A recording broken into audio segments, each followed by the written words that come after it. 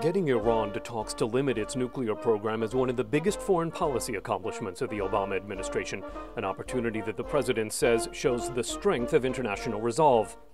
The odds of success are still long, and we reserve all options to prevent Iran from obtaining a nuclear weapon. But for the first time in a decade, we have a very real chance of achieving a breakthrough agreement, one that is more effective and durable than what we could have achieved through the use of force.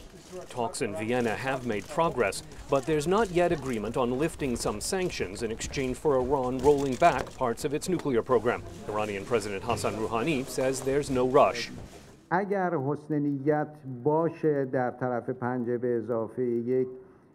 If some countries behind the scenes who want to create problems are not given a chance to sabotage talks, then we have enough time to achieve the ultimate success.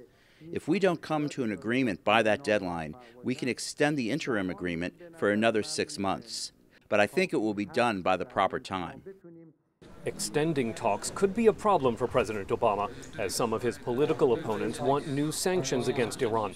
American University professor Mann Leverett. I think if we hear from those talks that they need another 6 months, that's pretty bad news, because it will be very difficult for President Obama to deal with the Congress during midterm elections when the Republicans are now favored to even take the Senate.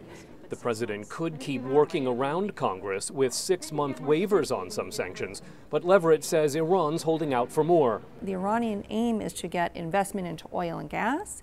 These are 10-year projects, at the minimum. You can't really do it 6 months, 6 months, 6 months. So I think the Obama administration is now realizing that to get the deal that it wants, it really may need to go to Congress to lift the sanctions. The Iran nuclear deal may be less of a political issue if talks are extended while Congress is out of session. Former U.S. Ambassador Adam Airley says the timetable favors the president. The politics constraining Obama are much less onerous or much less of an obstacle than the politics constraining the Iranian negotiators. At a time when many Iranians want President Rouhani to get sanctions lifted to improve the economy, Airley says Tehran's nuclear negotiators are also under pressure from hardliners who want to maintain the threat.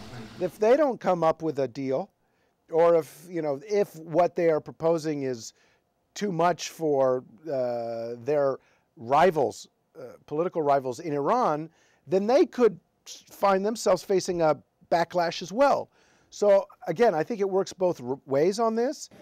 Throughout these talks, the Obama administration must also continue to reassure Israel that Washington will not allow Tehran to develop a nuclear weapon. Scott Stearns, VOA News at the State Department.